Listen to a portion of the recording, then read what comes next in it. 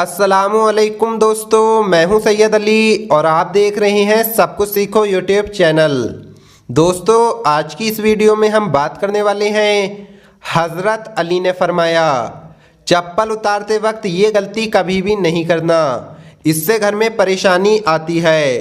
साथ ही साथ दोस्तों हम आपको बताने वाले हैं नबी करीम हुजूर सल्लल्लाहु ताला अलैहि वसल्लम ने इरशाद फरमाया चार काम ऐसे हैं जिनको करने में इंसान बिल्कुल भी देर ना करे, इन चार कामों को इंसान जल्दी से जल्दी कर ले।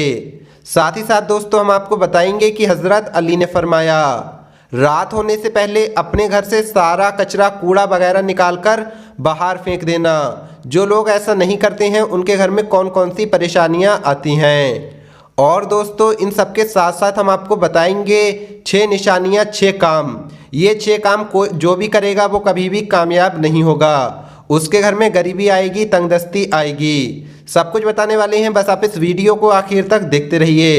वीडियो शुरू करने से पहले अगर आप हमारे यूट्यूब चैनल पर नए आए हैं तो चैनल को सब्सक्राइब करके बेल आइकन ज़रूर दबा दें। तो चलिए वीडियो शुरू करते हैं। एक मर्तबा हज़रत इमाम अली रास्ते से गुज़र रहे थे कि आपने अपनी मुबारक आंखों से देखा एक शख्स अपनी चप्पल सिरहाने उतार कर सो रहा था।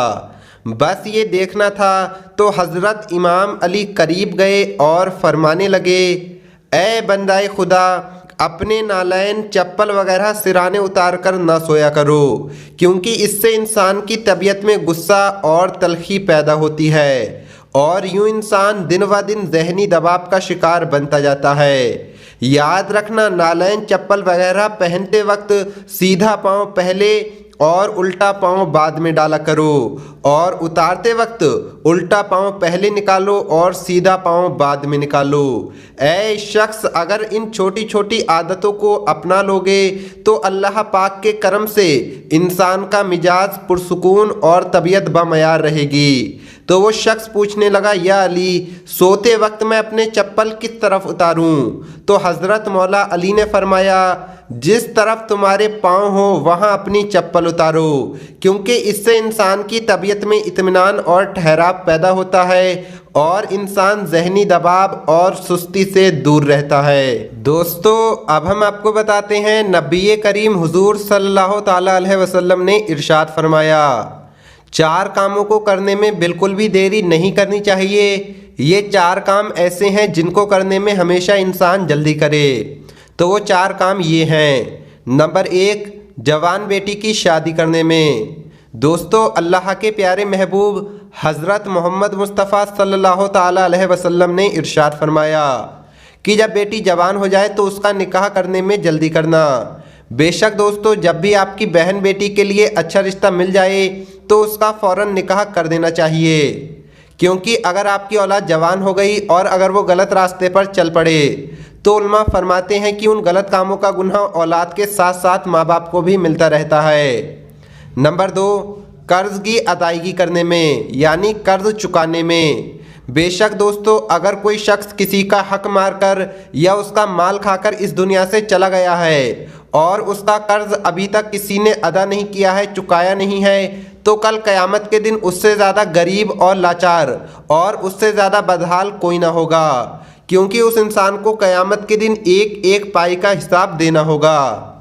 नंबर 3, अज़ान होने के बाद नमाज अदा करने में। दोस्तों ज़िंदगी और मौत का कोई पता नहीं। अगर इंसान ये कहता है कि मैं अभी थोड़ा ठहर कर नमाज़ पढ़ लूँगा, थोड़ा रुक कर नमाज़ पढ़ लूँगा, या ये मेरा काम है, ये अटका हुआ है, पहले मैं इस काम को कर लूँ फिर नमाज़ पढ़ लूँगा, तो ऐसा नहीं होना चाहिए। बल्कि नमाज अगर मस्जिद में पढ़ रहा है तो बाजमात नमाज को अदा करे, उसमें देरी ना करे।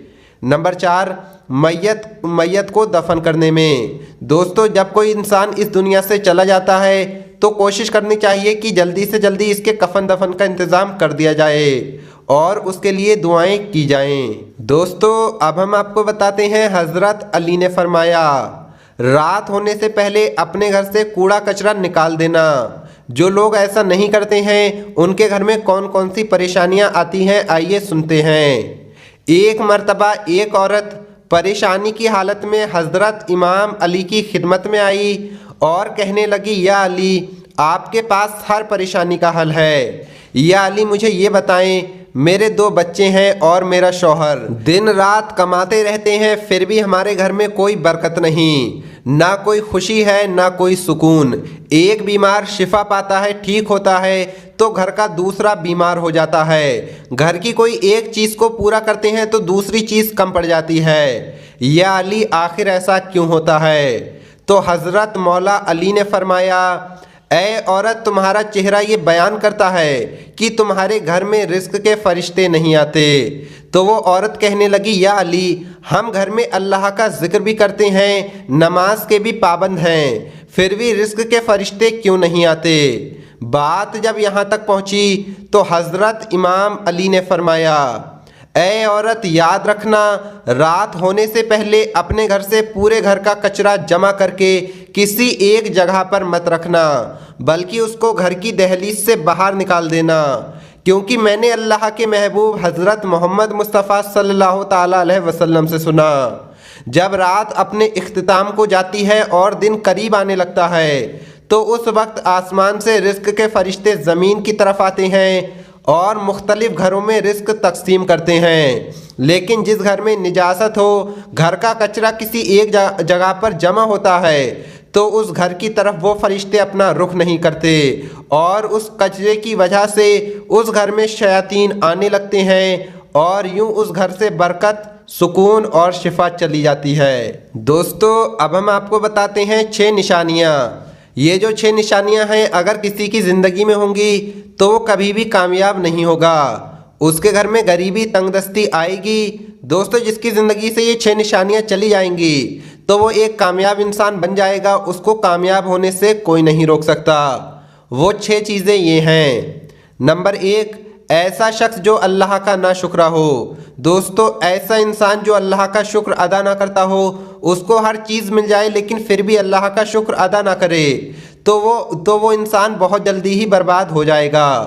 नंबर 2, माँ बाप का नाफरमान।